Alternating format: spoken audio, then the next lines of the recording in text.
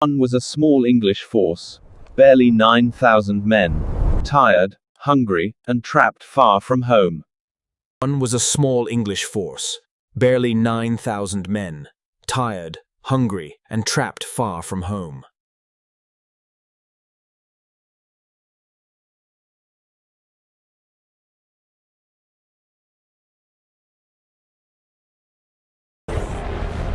The other was the magnificent French army, 3 times larger, a glittering host of Europe's finest warriors. August 26, 1346.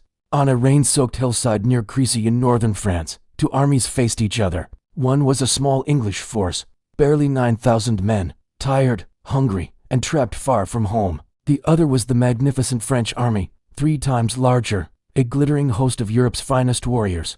The French had everything: overwhelming numbers, heavy cavalry, and the flower of European nobility. Princes, dukes, counts, and even kings rode in their ranks. They were so certain of victory that their nobles argued over who would get the honor of killing the English king. Some debated who would capture him for ransom. The common sentiment was that the war would be over before supper. For half a millennium, European warfare had followed one simple rule: armored knights on horseback decided battles. Infantry was there to support them. Archers were a minor nuisance. Real war, the kind that mattered, was fought by noble blood, encased in steel, charging with the force of thunder. To the French, this wasn't even a battle. It was a formality. 4 hours later, more than 1,500 French nobles lay dead in the mud. Princes, dukes, counts, and a king were among them. The English losses? Around 40 men. That single afternoon didn't just defeat France. It shattered an entire way of life, an entire way of war. This is the story of the battle that killed knighthood.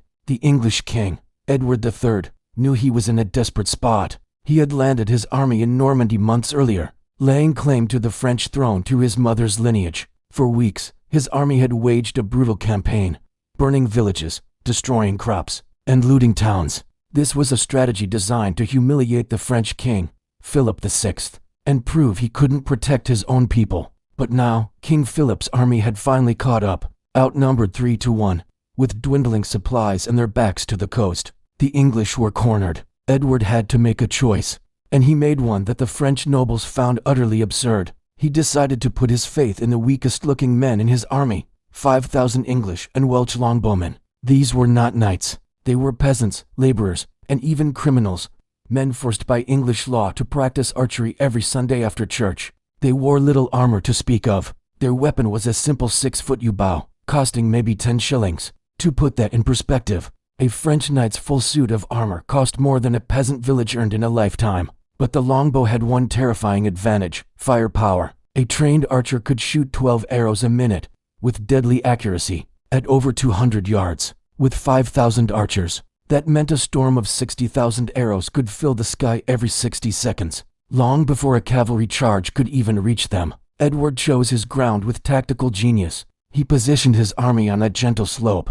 forcing the French to charge uphill. He ranged his longbowmen in overlapping V-shaped formations on the flanks, creating deadly crossfire zones. And then he ordered his own knights to do the unthinkable: dismount their expensive war horses and fight on foot alongside the common soldiers. For English nobles to fight like infantry was a profound insult to centuries of chivalric tradition. But Edward understood something the French did not.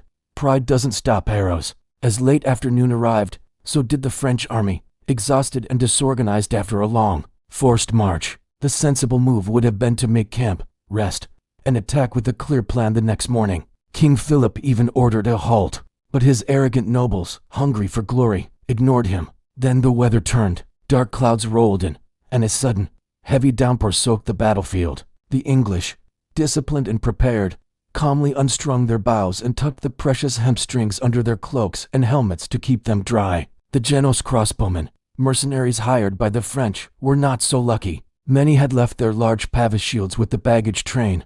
Miles behind, their crossbow strings, made of sinew and fiber, became wet and slack, losing their power. When the rain stopped, Philip's command completely broke down. The Genoese mercenaries advanced first, 5,000 of them, trudging through the mud, without their shields for cover, and with their crossbows weakened by the rain.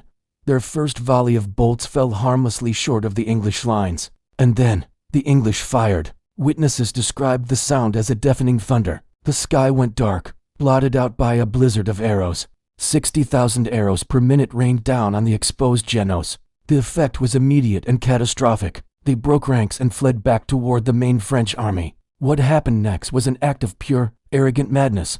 The French knights, furious that the cowardly mercenaries were blocking their path to glory, charged straight through their own retreating allies. They literally trampled and cut down the Genoese soldiers, who were now trapped between English arrows from the front and French swords from behind. Then came the main assault. Wave after wave of the finest knights in Christendom charged uphill, their horses churning the wet ground into a thick, sucking mud. They rode into a maelstrom. Arrows slammed into their horses, the unarmored and most vulnerable targets. An arrow through an eye, a nostril, or a leg could bring down a half-done warhorse, turning it into a kicking, screaming barricade that tripped the horses behind it. The momentum of the charge was shattered. Knights crashed into each other, falling from their saddles, piling up in a grotesque tangle of men and animals. At close range, the archers switched to heavy bodkin point arrows, designed to punch through armor. These arrows could pierce visors, armpits, and the joints in the steel plates. Even when the armor held, the sheer force of the impact was like being repeatedly beaten with a hammer.